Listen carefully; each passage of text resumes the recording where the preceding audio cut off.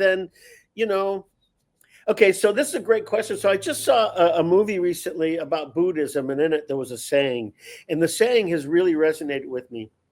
And the saying goes like this: a disciplined mind leads to happiness, an undisciplined mind leads to suffering. And to me, studying acting is a disciplined mind. You're happy when you're pursuing, growing, evolving, challenging yourself, being comfortable, being uncomfortable. Life happens outside your comfort zone. These are the pillars of everything I teach. It's called improv and acting, but it's all really just life lessons. This is Coop's Comedy Corner. Buckle up because it's funny as Coop's Comedy Corner.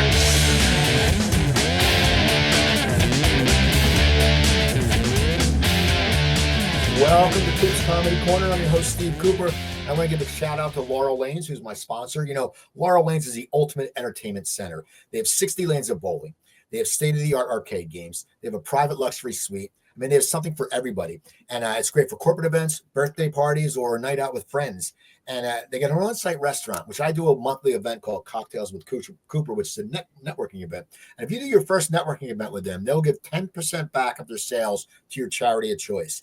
And it's just got amazing food and great drinks. Killer happy hour, Monday through Friday, 4 to 7, $2.50 domestics, $4 wines, $5 mixed drinks, $5 appetizers. And it's really good bar food. And also they have fun events like karaoke, and they have trivia, and it's just a great place. And on the way out, if you're still hungry and you want something sweet, stop by their ice cream parlor called Lickety Splits. They have homemade concoctions. Can't say that word. Concoctions that are excellent. And even one with alcohol. It's called a butter pecan bourbon. So please go check out Laurel Lanes and Splits. Is on Route 73 in Maple Shade, and the website is laurellanenj.com. Anyway, so we have a great guest. You know, this gentleman, he's been in a lot of TV shows and movies, and I met him in a fantastic, one of the best movies ever. We co-starred together in something called Killer Drag Queens on Dope, and we played Anthony and Tony. And to this day, I don't know which one I was, but my guest is Mark Beltzman. How you doing, Mark? Aloha. I am well. I got to ask you, how did you end up in Hawaii? You're a Midwest guy who lived in LA, and now you're living in Hawaii. What happened? Oh, man, what happened? Good question. Whew. Yeah, well, I spent, I've been an actor, I'm what you would call a career veteran character actor. And I spent 30 years in Los Angeles. And the business has changed. It's not as much fun as it used to be. And, with ultra low budget contracts, I used to make 10 grand for a job, and now I get paid $125 for the same thing. And it's, I'm not retired. I've just figured if I'm willing to work a few times a year, I can do it from anywhere. And I had founded Maui Improv in 2014, and I was coming back and forth for years, teaching and performing whenever I wanted to, which was great. And then my wife and I just got tired of LA, and we decided to move on. And this was a great opportunity because I had already had a community of folks here. And we moved here in October of 2019, right before lockdown. So we got to set up our nest, and then everything got shut down. And it was a magical, once in a lifetime experience nobody will ever have again, which was this island without tourists for 8 months during lockdown was one of the most magical things on earth. But anyways, that's how I got here. We just decided to move on, and this was, plan B. Actually, plan A was London, but I don't have a work visa for the UK.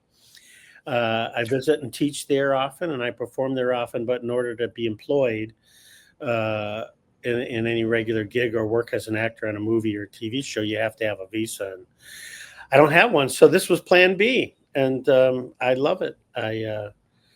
It's great. How have you acclimated? Because like when I left LA and moved back to New Jersey, it took a while to acclimate because you're just used to traffic. And even New Jersey, we have traffic, but it's nothing like LA traffic. Yeah. And you have to get used to in LA when you go to a bar or a restaurant and you see someone who looks like an actor, it probably is them. But when you come back to New Jersey, you go, hey man, that guy looks like such and such, and you go, oh no, that's just some plumber. It's not the same thing. But Mhm. how did you acclimate leaving LA and going to Hawaii? Because a lot of people I know say, and I happen to be, you have to decompress for a few months because, I mean, LA people don't get, it's always, you never know what time you're going to get somewhere because it could be 30 minutes or it could be an hour and a half for traffic. But how did you acclimate when you got to Hawaii? Well, that's a long answer to. I mean, this culture here is much different than living anywhere else. So it's actually a double-edged sword. Acclimating anywhere on the mainland like you did is completely different than moving to a small island in the middle of the Pacific Ocean. The culture here is different. The pros far outweigh the cons, but people come and go here. People live here for a year or 2 years or 4 or 5 years, and then they leave.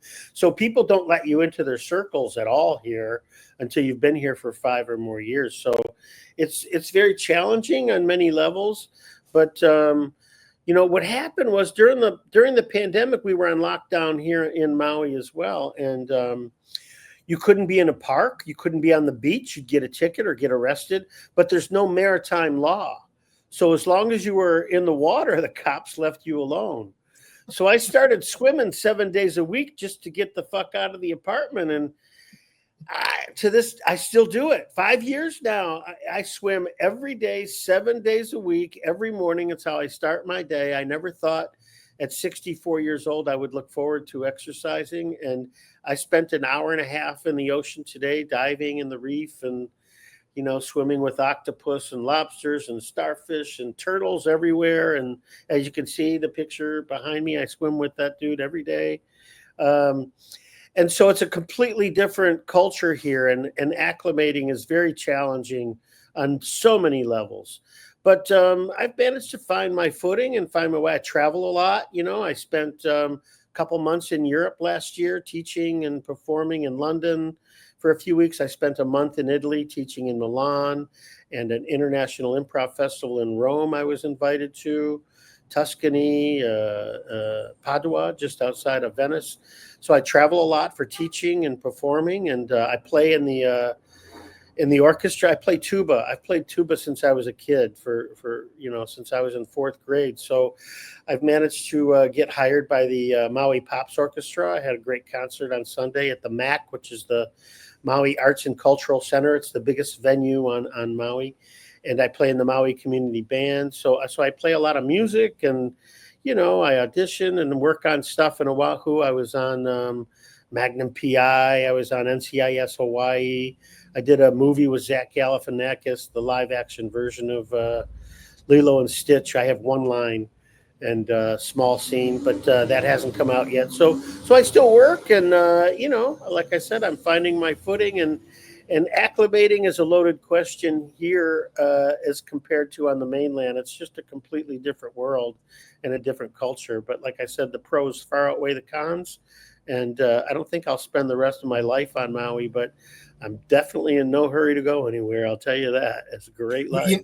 It's funny. I was going to ask you before you brought it up about the tuba, because I remember you used to do a show in LA, and I forget, it was like called Tubathon or Tuba Fest, or I still remember because I've seen it on Facebook, and this was after Tuba Bazaar. Tell me about that, because I remember it was cool. I mean, it was, where did you do it? Tubazar was a really magical show I did for years, well over a decade in Los Angeles, and the whole idea is it's Tubaczar, Tubazar, and I am the czar of the tuba, and I invite other artists to come play their music. They just have to write me a tuba part to play along with them. And so I would get like 5, 6 artists for each show. And Lawrence Juber, who was Paul McCartney's guitarist in the Wings, would come do my show all the time. Marcy Levy, who wrote Lay Down Sally for Eric Clapton, would do. I'm still impressed with the people I got to come.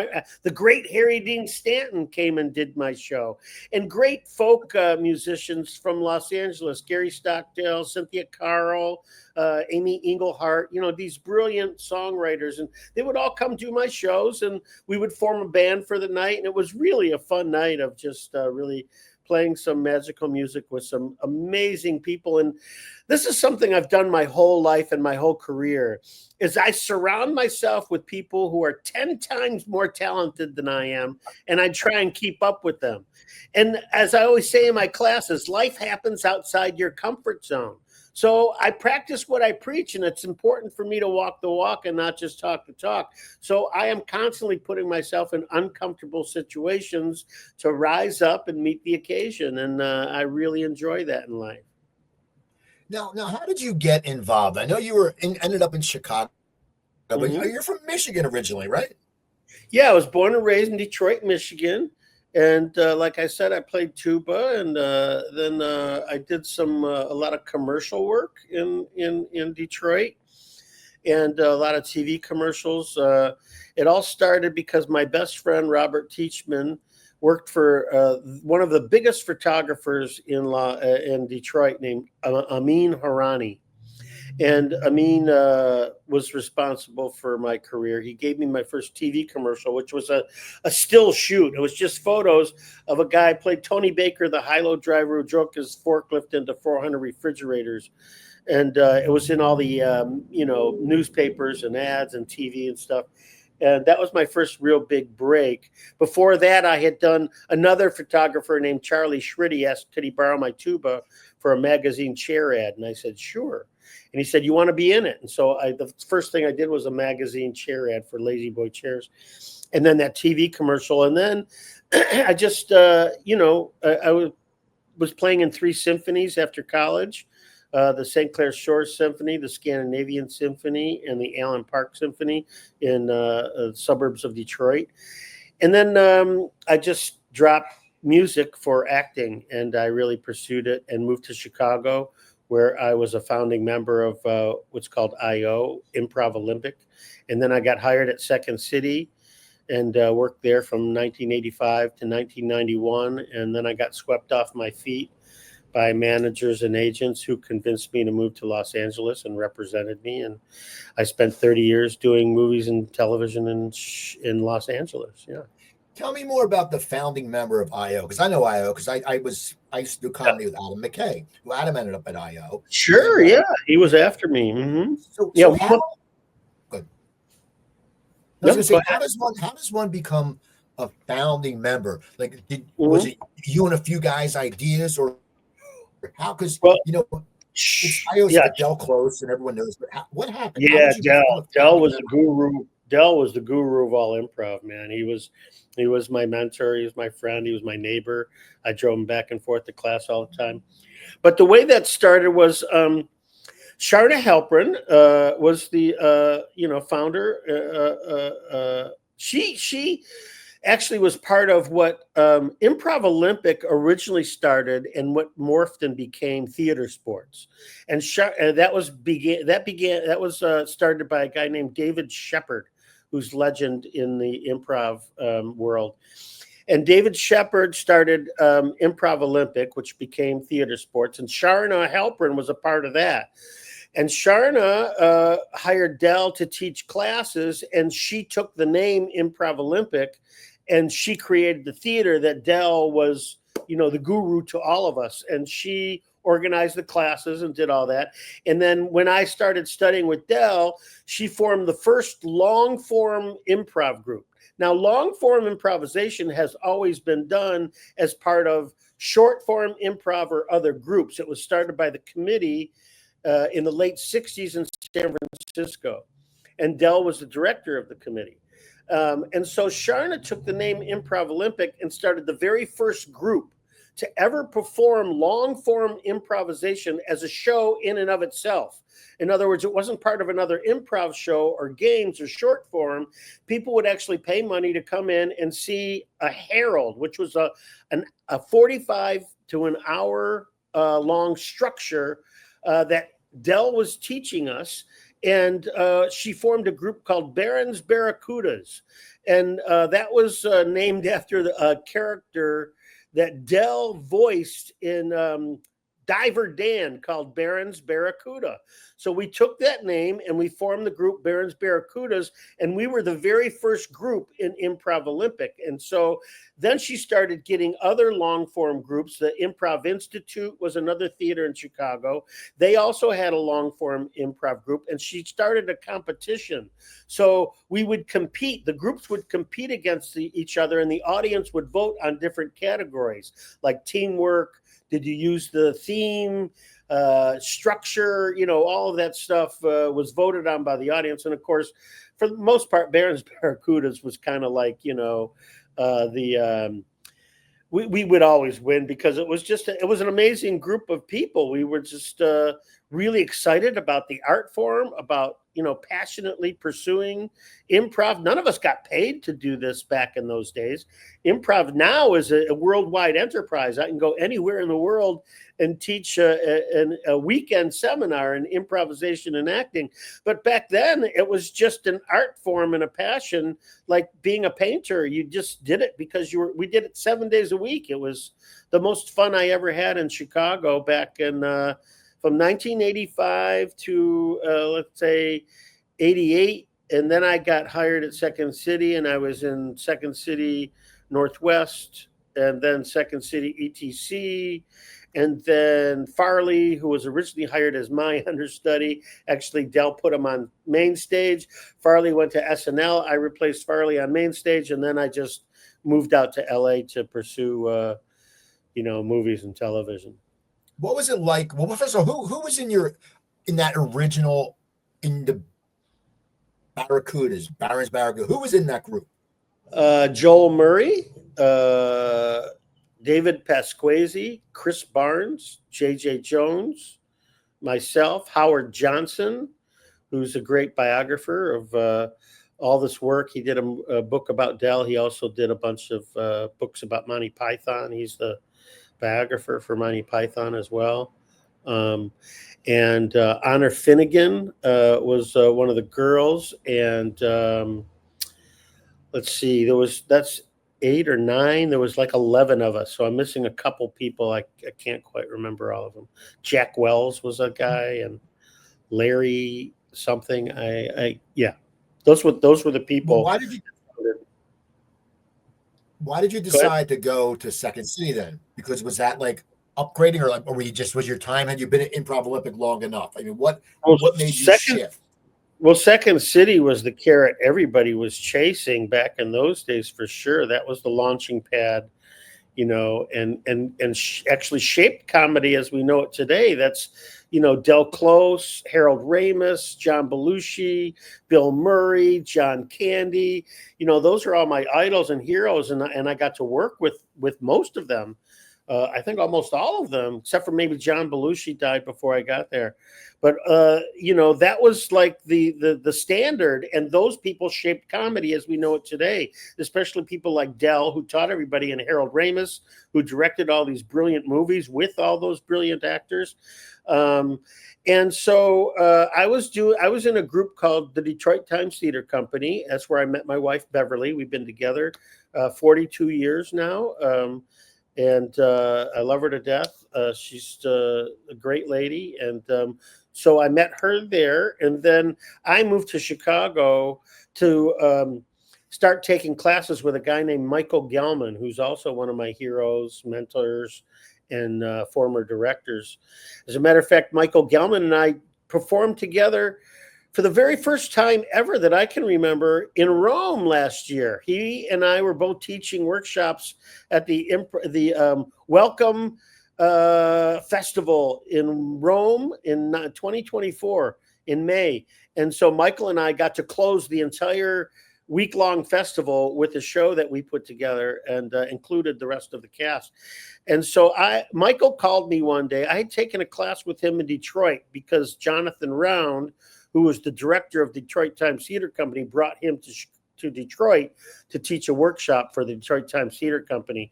And Michael and I became friends. And Michael called me one day shortly after that, and he said, "Hey, what are you still doing in Detroit? You're going to fucking die there." And he goes, "Come to Chicago. You belong in Chicago," because he was very encouraging and recognized my talent. And so I did. I moved to Chicago and I started taking classes with Michael Gelman. And then Michael Gelman got me into Del Close's classes. And then the rest is history. I just, put my nose to the grindstone and studied with those two guys at the beginning of my career. And I'm still studying to this day. How important is studying? Because so many people don't. Like, people sit there and think, oh, a lot of actors still take acting classes. But for you, and since you're a teacher too, how important is it? I mean, is it something that I'm someone, I believe, like, I've done this show, you were on Cooper Talk. I've done 1,030 episodes. I do a business podcast, which is a roundtable. But I always learn as an interviewer. I'm never going to sit there and go, and you can learn whenever you do something. For you, how important is it? Like, if someone, a young guy who wants to do improv or acting, how important is it to constantly take classes? Because as you said, you still study, you can always learn something. Well, we're all students, we're all teachers, right? Even though I teach, I learn more from my students than they'll ever learn from me, because I'm constantly reminding myself what I need to do. And as students, we're teachers because we learn from what we do right and it feels good. And we also learn from what we do wrong and what not to do. But for me, studying acting, improvisation, music, any art form is no different than going to the gym. You got to exercise. Having a gym membership is, if you don't lift weights, no matter what level you're at, even if it's 1 pound weights, let alone, 100 or 500 pound bench pressing, you get atrophy, right? Your muscles get atrophy, and your muscles, you need to exercise. My good friend Michael McCarthy, may he rest in peace, used to say his grandfather had a saying: "Your liver is a muscle, and you've got to exercise it." Meaning drinking is exercising your muscle, right? And so everything in your body is a muscle, especially your brain, and your mental health is a muscle. You got to exercise your mental health. If you don't, then, Okay, so this is a great question. So I just saw a movie recently about Buddhism, and in it there was a saying, and the saying has really resonated with me. And the saying goes like this: a disciplined mind leads to happiness. An undisciplined mind leads to suffering. And to me, studying acting is a disciplined mind. You're happy when you're pursuing, growing, evolving, challenging yourself, being comfortable, being uncomfortable. Life happens outside your comfort zone. These are the pillars of everything I teach. It's called improv and acting, but it's all really just life lessons. Make your partner look good. You look twice as good. Be in the moment. Be honest, truthful, and real. Figure out what's working and do more of it instead of trying to change and fix what's wrong. How do you know the difference? One makes you smile and one doesn't. We're all born with an internal mechanism that tells us what's working in our lives. So just figure out what makes you smile and do more of it instead of worrying about shit and trying to change and fix things so your future's better. It doesn't work. It just does not work. And I don't care what it is that makes you smile. If it's watching porn, smoking weed, drinking, gardening, swimming, exercising, riding a bike, painting, playing music, whatever makes you smile, do more of it. And the rest of your life will fix itself when you realize you didn't need to worry about it in the first place. And that's the pillar of everything that I teach, everything I believe in, and why I believe you should continually study everything that makes you happy in life. Pursue the art of happiness means you're feeding your creativity, your mental health, and that in turn leads to all the other boxes being checked, right? You have to check the box of mental health, creative health, physical health, and financial health. And if you can check all those boxes, you're living a great life. Well, you've you lived a great life with your career. I wanted, you said you moved when you got wooed to come to LA. What was it like when you first moved to LA, and how long was it till you got up and running? Because I know you were a Mo Money pretty quick, right? Was that one of your Man, first gigs? what was? What was that? Was it Mo Money one of your first gigs? Mo Money I did before I left Chicago. In Chicago, I was very fortunate. I got to do some really powerful stuff. I did, uh, let's see, Home Alone. Well, I was in Uncle Buck. I got cut out of that. Curly Sue, I ended up on the editing room floor. Uh, Home Alone, I was in, but I didn't have any lines. And then Mo Money was a big movie I did. And then after that, I moved out to Hollywood. And, I was just like every other cardboard cutout actor pursuing a career. You're insecure. You're chasing the carrot. You're chasing money. You're trying to survive. You're trying to pay your rent, scraping together whatever you can. But I've been so fortunate. Like you said, I'm so grateful. I've never had to have a real job in my entire life since I was a kid. I've always managed to piece it together through movies and television, primarily, um, teaching, playing music, and commercials. It's just I've been really fortunate, but it was really tough. I moved there in 1985, and I don't know what to say about it. It was just, back then we didn't have cell phones, we didn't have computers. You spent your days Remember how you driving needed around. a pager and you had the That was Thomas even guy. later. You had to audition. That was even 10, 12, 15 years later too. There was no pagers in the 80s, late 80s, early 90s.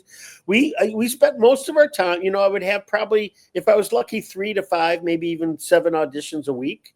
And you spent your days driving from casting director's office to casting director's office, picking up your sides. The audition piece is called your sides. And so you'd get your script, and you, most of the time, you didn't get to read the whole script. You only had the page or 3 or 4 pages that you had to audition with. And then you'd pick up and you'd go home and study, and then you'd have to come back for your audition time to actually be put on tape for the producers and the director. And so most of the time was just spent in your car, driving for hours and hours from one side of town to the other side of town, finding the casting director's offices, using Thomas guides. Remember, we didn't have Google Maps. Oh, yeah. We had a big, thick book. It was about this big. It was a triangle, and you have to One grid. and you would go. It had one grid. And you go like this, and then you'd have to figure out your route and how you're going to get there. And you didn't want to take the freeways because you were afraid of them back then. You were like, oh, I got to figure out the side streets and how to stay out of the. So yeah, that was how most of your days were spent as a young actor in Hollywood when I first moved there. Now, do you remember how did Seinfeld come about? Because when we did Killer Drag Queens on Dope, people were like, "Who's the guy you with?" I said, "Do you remember Seinfeld and Billy Madison?" Which I want to talk about too. But Yeah, Seinfeld, I remember everyone. See, the funny thing is, people who watch Seinfeld are still religiously watching it. Like if me and my wife are watching TV and Seinfeld comes on, we stop and watch it because it still makes us laugh. We've seen the episode 87 times. But how did Seinfeld come about? And do you still get recognized? Do you get recognized for that? No, I have a really great career because there's nobody who hasn't seen me in something, but nobody knows who I am unless I tell them, which is fine. I mean, it's a double-edged sword, right? If I was really recognizable, I'd have a lot more money, but I'm not, and I have a great life and no regrets. Seinfeld, the casting director's name was Mark Hirschfeld. And Mark Hirschfeld was a big fan of mine and all the Second City folks, and he would regularly bring us in for just about anything and everything. And Mark brought me in to read for that show, and they really liked me, but I wasn't right for that part. So that summer, I guess it was about, I'd say a good 4 to 6 months that Mark brought me in for probably, I don't know, maybe 8 or 10 different roles for Seinfeld. And finally, they said yes. And I got to, it was actually, I know exactly when it was because it was the Northridge earthquake hit. I got hired by by Seinfeld, and I had one day, which is a table read. They call them a table. You sit down and just read the script. And the next day was the Northridge earthquake. That night, I think it was. So we didn't go back to work for a while because of all the damage to the studios. But after a month or so, we went back and picked right up and shot that episode. And because they were so far behind, the episode I did was on like the next week or 10 days later. Because of the earthquake, they were behind schedule. But yeah, that's how it came about. It was really fun shooting Well, how about too. Billy? Those guys were really great. I was a big fan, anyways, and so grateful for the opportunity to be on the show. But as soon as I showed up for the table read, Michael Richards walks up to me and he's like, "Hey, I know you. You do improv. You do comedy. You and I do the same thing." And I'm like, my jaw's on the floor, and I'm like, I should be saying this to you. And they were all really sweet and very welcoming. And I discovered really quickly that Larry David was God on set, right? Everybody would like, should I do that? Should the wardrobe purpose? Should I wear this? And they go, well, and they tell the AD, and the AD would go tell the wardrobe person. The wardrobe person would go ask Larry, is this okay? And so finally, I just started walking up to Larry, and I'm like, Larry, is this good for you? And he's like, yeah. I was like, cut to the chase. And so I became, a little more friendly and, yeah. And now Billy Madison, you were, it's funny because that movie, once again, you're in these shows and movies that are cult classics. I'm Wedding Singer, they're cult classics, and they're still out there, and still people not only our age watch them, but younger kids watch them. So Billy, was Billy Madison before or after Seinfeld? After, I think, yeah, they were about the same time, 95, somewhere around 95, both of them happened. But Billy Madison, okay, I auditioned for Billy Madison, and I left the country. I went to Kilkenny, Ireland, to perform at a theater festival with my said mentioned friend Michael McCarthy, may he rest in peace. He and I went to perform improv at a theater festival in Kilkenny, Ireland, and I got the call from my agent, who tracked me down somehow and said, hey, they booked you on Billy Madison. And I found out later Adam Sandler wanted his friend Jack Garaputo. Was it Jack? No. Alan Covert. Alan Covert it was a friend of Sandler's, and he wanted Alan to have my role. But the Universal Studios made Sandler hire me because Sandler didn't have as much power back then. And so I got to, I had to fly from Ireland to Toronto to go shoot Billy Madison. Yeah. So what were those shoots like? Because it was you, him, and Norm, right? God bless Norm Macdonald. Oh man, yeah, genius. They were genius. I mean, like I said, I'm so fortunate. Me and Norm played Adam's buddies, and they were great to work with. There's some great stories and a lot of fun. And Norm was just, batshit crazy, but one of the most talented, genius comedic actors and stand-up comedians I ever met. Really funny, really neurotic, total hypochondriac, but just a genius. And Sandler, Sandler was running the show. He didn't have quite as much power as he does now, but he was really sweet, man, sweet to me. And the first director got fired within 8 days, and then they brought in another director. The second director was Tamra Davis, who's married to one of the Beastie Boys. And she directed it, but she would always defer to Sandler. And so Sandler was ultimately the director, but she got the credit, and they worked together and put together a really good film. It was great. There was a lot more footage of me and some other stuff and some really funny stuff that they edited out because Sandler was the star of the show. It was his story. It was his script. And I guess that's the way he wanted it. So that's how it got edited. But it was great. I'm so, like I said, so fortunate to have such a great pedigree and resume.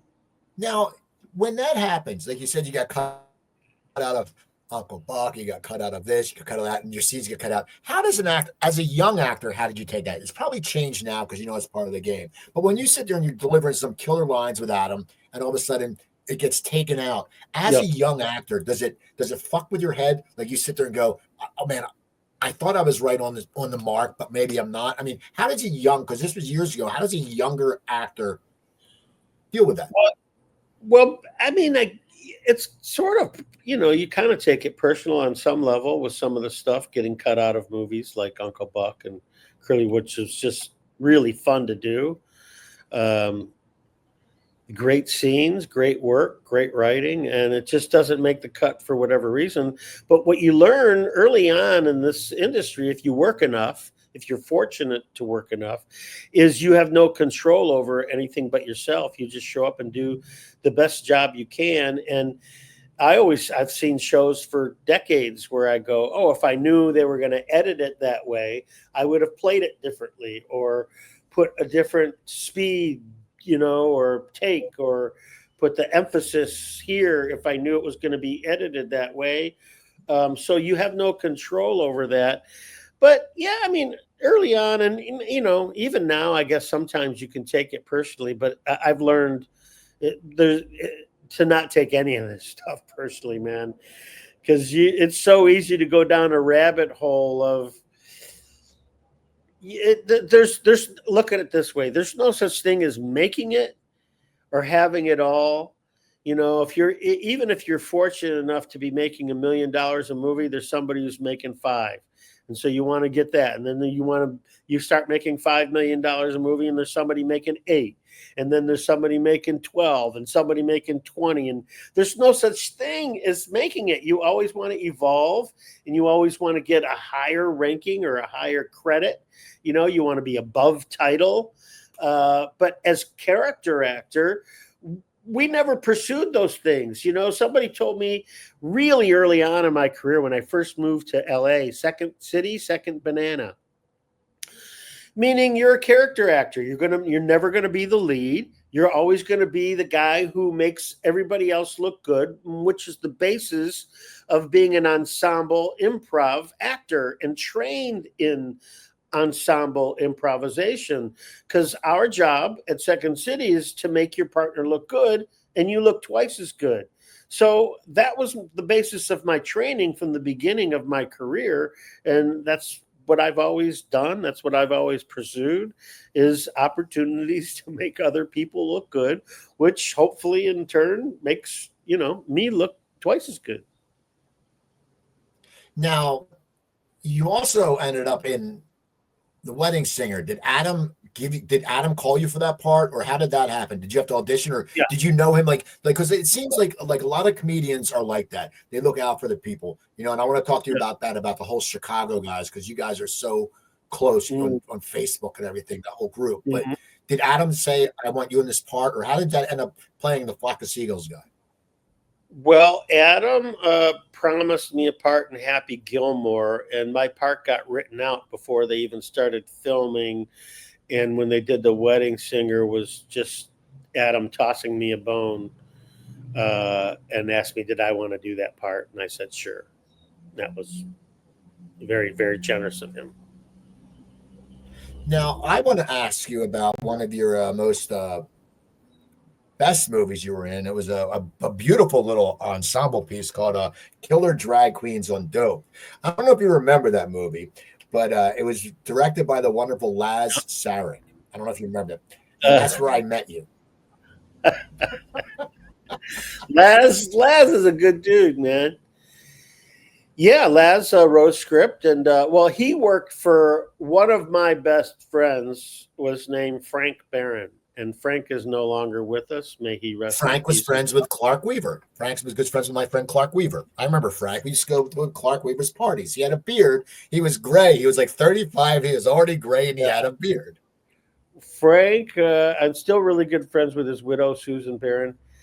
Frank was one of the funniest dudes I ever met, and he and I were just really good buddies. And so Laz worked in the same office Frank did, and that's how I met Laz, and he asked me to do this movie, and It was with Alexis Arquette, who played the killer drag queen on Dope, I think, and me and you. And yeah, it was fun. It was fun meeting you. It was fun working with you.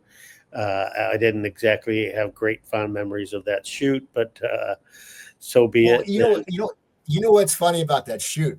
It was like digital was first coming out, and they blew smoke on us in every fucking scene. Like Yeah. because and it was like so like but it was digital back then. Now it's like digital everything. But it was just funny because every day here comes smoke, and you're like, Jesus Christ, Yeah. it's awful. Yeah, it wasn't a big budget movie. Let's just put it that way. And we did the best we could. And I was happy to be asked, and I was happy to support the arts and support a friend. And I don't think it really ever saw the light of day. I think it's a credit on IMDb, but I've never seen the movie. Now, I want to ask you, the Chicago guys, why are like it always seems like they're Pat Finn and Pete Holm and all you Chicago guys, like when you see it's so funny when you see the Cubs play the Dodgers, it's like everyone shows up. Yeah. Tom Dreesen shows up, like all these Chicago guys. Why do you think Yeah. you have such a bond? I mean, was it just because you've been in the business for this long and you're still working, or because you come from Chicago? What is that bond? Because it fascinates me, because all of you guys are still like, if you probably saw someone who you didn't see for 20 years, you probably just start up right just talking to them. Well, I will answer that question, but what this really brings up for me, my heart, it goes out to all the people in LA right now. All those people are in LA, and they're really, really suffering, and it's really tragic. And I'm really, really brokenhearted. And every one of my friends is either evacuated or lost everything, and it's really crazy and sad. And it's kind of PTSD for me, because we went through this in Lahaina a year and a half ago. It's really heartbreaking. But to answer your question, to me, Second City is like going to comedy clown college, Ringling Brothers comedy in Florida. It's like going to college, right? That's where you learn on your feet in front of an audience, and you get the education of a lifetime.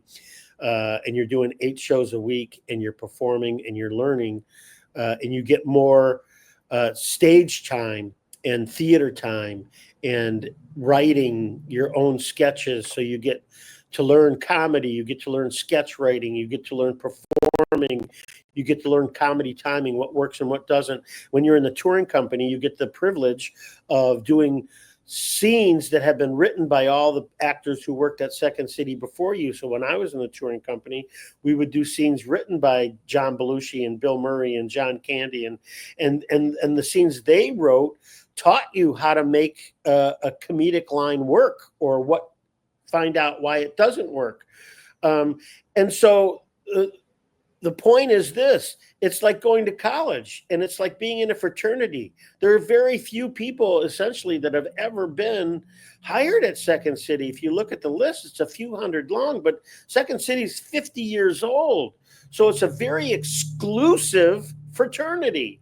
And when you're in a fraternity of any kind, you support that college and their sports teams and funding, and do everything you can for them from the moment you join to the moment you die and retire.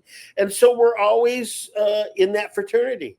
And that fraternity of people happens to be celebrities and working actors. And we all support each other the same way you would support any fraternity that you were a part of when you went to college and grew up and learned your craft. And so we all support each other. What was it like being in the touring company?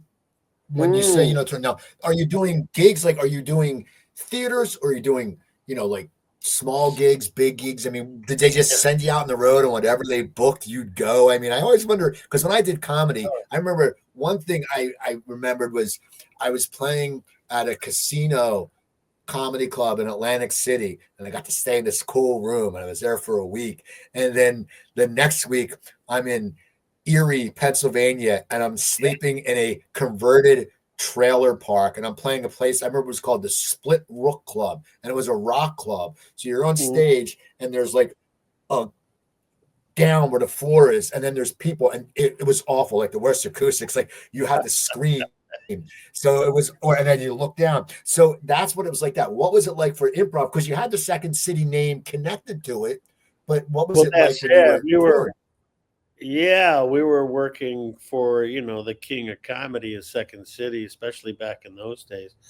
And they had booking agents. So we only played mostly colleges, or big, huge theaters. There's a few gigs that I had that could be equivalent to describing what the story you just told, but I can count those on one hand. Everywhere we went, it was mostly college campuses, and we'd play these huge, like the Frank Lloyd Wright Auditorium, and Colorado. There was the Tommy Dorsey or something auditorium in Colorado College in Boulder, University of Colorado in Boulder. They were amazing venues. That all professional venues where all kinds of rock, big rock stars and big name acts would play. So we played all of those places. I remember. Go ahead. No, go ahead. What you remember? What? I was just going to say, I remember playing the Wheeler Opera House in Aspen, Colorado, a few different times, and that was, in Aspen, you're way up in the mountains, and you're huffing and puffing, just running on stage. And Second City show, you're making probably 30 costume changes in the show, and constantly running either backstage to change your costume or running back on stage to hit your mark and make your entrance. And in places like Aspen, we had to have oxygen tanks backstage. So when you went backstage, you'd catch your breath so you could go out and deliver your line without huffing and puffing and looking like you were about to, die of a heart attack. God forbid. Now, I want to ask you, because you said you're playing in these big places. Yeah. And you have the Second City name. Mm-hmm. As a performer, do you think you gain from that because you're going to go in, it's going to be a big crowd, you already have that somewhat advantage because people are coming to see Second City. So as a performer, do you think that makes you stronger when you do that, or do you think it just makes it comes easier, and then when you play a smaller gig it would change? No, I think, you just work that muscle, right? You got to know your audience and know your crowd and know the venue, and, how much to project, whether you're mic'd. A lot of those places we had body mics, a lot of those places we didn't. And you want to make sure that your voice hit the back row. And then, like you said, there's a lot of smaller venues that we would play, little dinner theaters or comedy clubs. We played a lot of those too. And so you just adjust, and when you're in the touring company, you're adjusting for every show you go to. You gotta, you get there early and you do sound check and lighting check, and then you figure out how big the stage is, where you're going to set your props, where you got to get to, this side of the stage, and then you go over your running order and figure out whether you're exiting stage right or stage left, maybe both. With this one in 10 minutes later, you're exiting this way, and you have to have everything arranged. So you just learn the layout of what your routine is, and then you lay out your routine in cooperation and collaboration with everybody else's routine, so that you're not, running into each other on stage, which happened sometimes as well. So you've had this very long, successful career. You never had to work, as you said, never had to work another job. Give me some, when you look back at your career, give me some highlights, what you consider your highlights of your career. A few things that you just sit there, you go, holy shit, or you just go, wow, that's cool. Like, I mean, because you've worked with everybody, you've been in so many TV shows, but what are some of those things that just stick out to you? Because I think once you start, when you have a lot of credits, they all sort of blend together, but there's got to be some things that just stick out to you. Well, I mean, we can work backwards. Last year was one of the most amazing years of my life. Spending a month in Italy teaching weekend seminars every weekend was really exciting. Billy Madison was great. And if anybody ever asked me who my favorite actor was, it's always hands down John Candy. He was just such a generous, and he was a hero of mine. And I met him at Second City. Then I got to work with him on Uncle Buck. We had 3 days of shooting, and it all got ended up on the editing room floor. And he was just such a gem. And then I got to do Home Alone with him, and some great stories around that. His daughter does a show called Couch Candy. You can still find on YouTube, and she interviews people who worked with her father. And that's really fun. So you can go to, Couch Candy, Mark Beltzman, and it's a great episode that, kind of highlights my career. Seinfeld's definitely. Curb Your Enthusiasm was a highlight for sure. Yeah, and, some little independent things, a lot of commercial work. Of course, playing tuba has been, a staple. Music has been a real foundation of my life between, playing tuba and sorry, there's some crazy traffic going on. If you can hear the noise, can you hear that? No. I can hear it, but sorry, I can hear you. It's good. Yeah, there. Yeah. So there's been a lot of really fun things, music, and yeah, that's all I can think of right now. A lot of people, a lot of great people in my life, a lot of great people who've supported me, and a lot of mentors and a lot of colleagues. Richard Kind, I still talk to and love, and yeah, George Wendt has been a really great friend and colleague, and I worked with him a few times.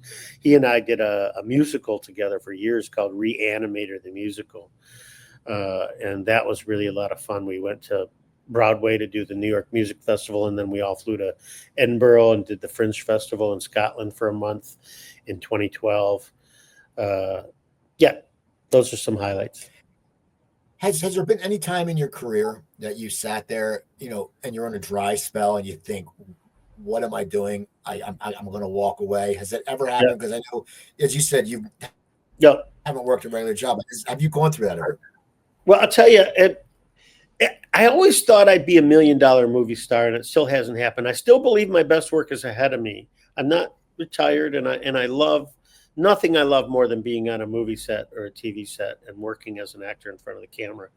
But I'll tell you a story. In 2012, I was doing that musical, and my wife and I had been living in the same apartment for 21 years in Los Angeles, and we were getting complacent and kind of just bored and wanted to move on. And I didn't know if my career was ever going to really take off the way I had anticipated it would for decades. And I finally realized doing a lot of internal work on myself and figuring out what makes me tick and what doesn't, and where I'm being stopped and overcoming my shortcomings. My wife and I decided to sell everything we own in Los Angeles. We sold our cars, our clothes, our furniture. We put some stuff in a friend's garage. And she met me at the end of the run in Edinburgh in August of 2012. And then she calls it our walkabout. We just kind of fucked off for 14 months. After the festival, the Edinburgh Fringe Festival, we spent a month in Scotland touring around and me getting some rest from just performing every night. Then we went to Amsterdam, and then I rented a house in England, in London. And I taught and performed all over England for about 6 months.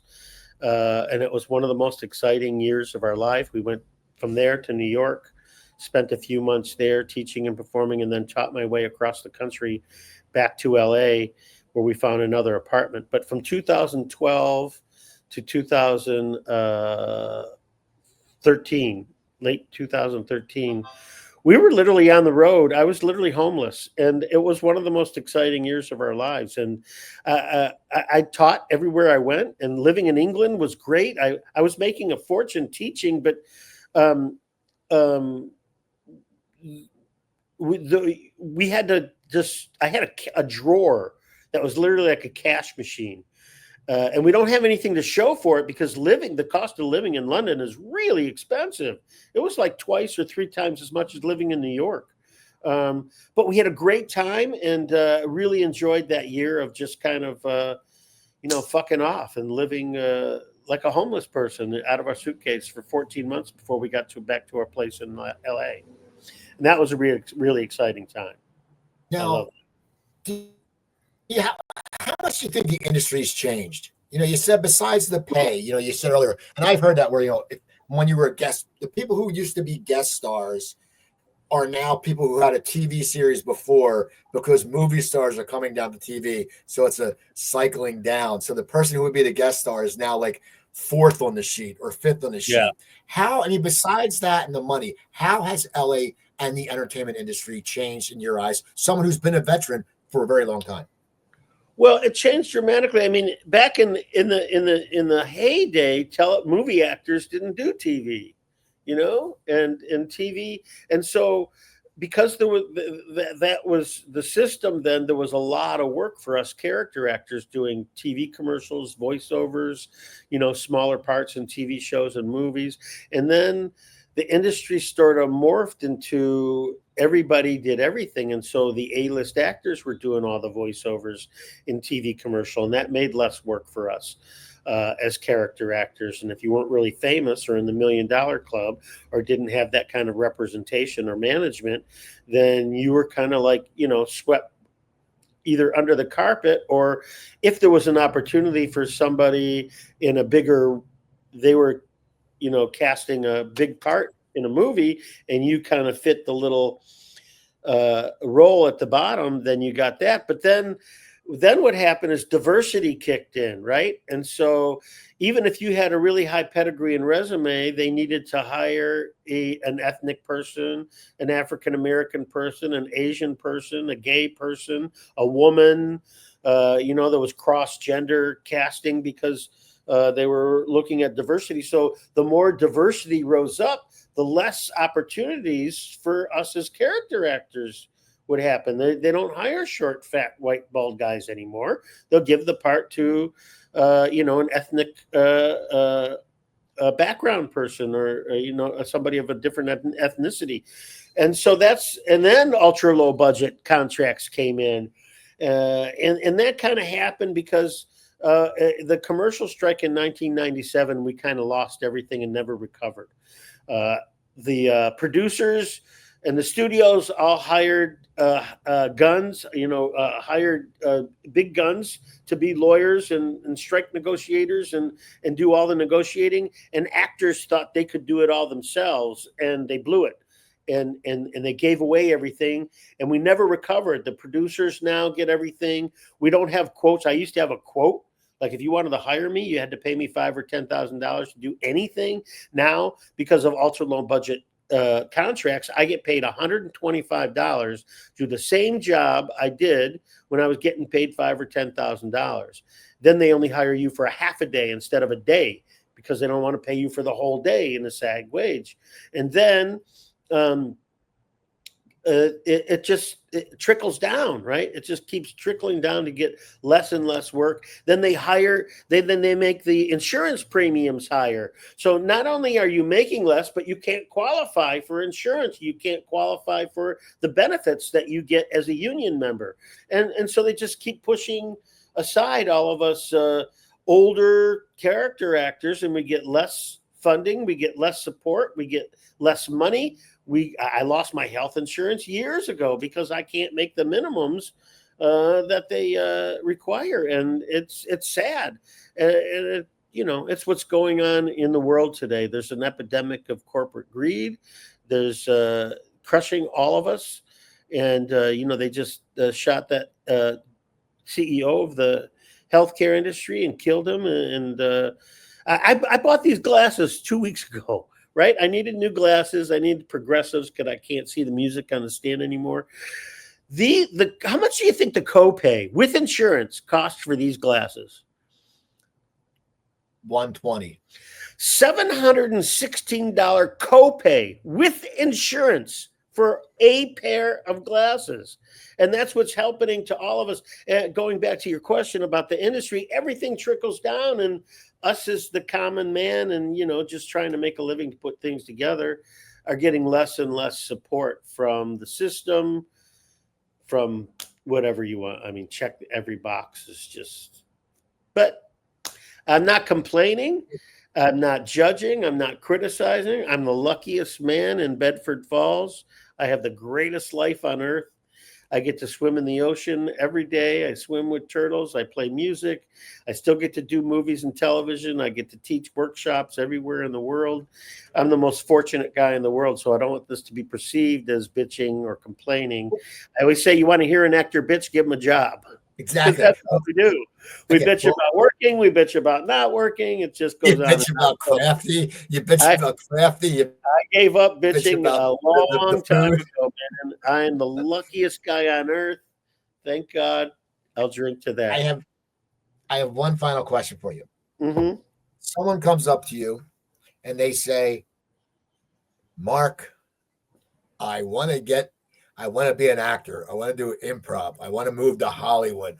What do you tell them? What's the advice you would give them? Just get up on stage and act. Go to your local theater, take workshops. Do it. Just do it. Right? You have a phone. You can make a movie on your phone now. There's all YouTube. YouTube has everything. You can learn how to do everything and anything on YouTube, but you need the experience. You have to. It's just like being an actor is no different than wanting to play piano or learning to paint or learning ballet or any art form. It's like going to the gym and building muscle. You got to work out, man. And you can't buy a membership to the gym and bench press 400 pounds. You have to start and join the gym and start with 1 pound weights and work your way up to 5 pound and 10 pound until you reach your goal. And your goal could take anywhere from 2 months to 20 years. You know, they always say an overnight success is 10 years. It's true. But you just have to work your craft. You have to be passionate about it. You have to practice every day, like being a musician. I just got done practicing my tuba before we did this interview. And it's like any other art form. You want to paint, just pick up a paintbrush and start painting, but you got to do it every day and take your craft as serious as you would any other occupation, whether it be a brain surgeon or a cement worker. You got to take your occupation seriously. People just want a paycheck nowadays, you know? There's a real sense of entitlement with the internet and cell phones and people being able to find like-minded individuals and any chat group. You really lost track of checks and balances of keeping yourself accountable, right? I think there's a lack of accountability in the world today. I function much better as a man when I'm being held accountable by other men, and I get the honor and privilege of holding other men accountable. I belong to an organization called Mankind Project here on Maui, and for years before I left Los Angeles, I was in another men's organization called Sterling Men's Organization, MDI, Mentor, Discover, Inspire. And so I sit in a circle of men every week. Every Tuesday night, I sit in a circle of men and I declare whatever I want to be held accountable for. Whether I want to practice tuba more, I want to swim more, I want to exercise, I want to be a better spouse, I want to stop swearing. For me, I'm doing dry January. I'm 15 days into not drinking. And I have to show up next week and sit in the circle of these men and say whether I accomplished what I want to be held accountable for or not. And they hold me accountable, and I get the honor and privilege of holding them accountable.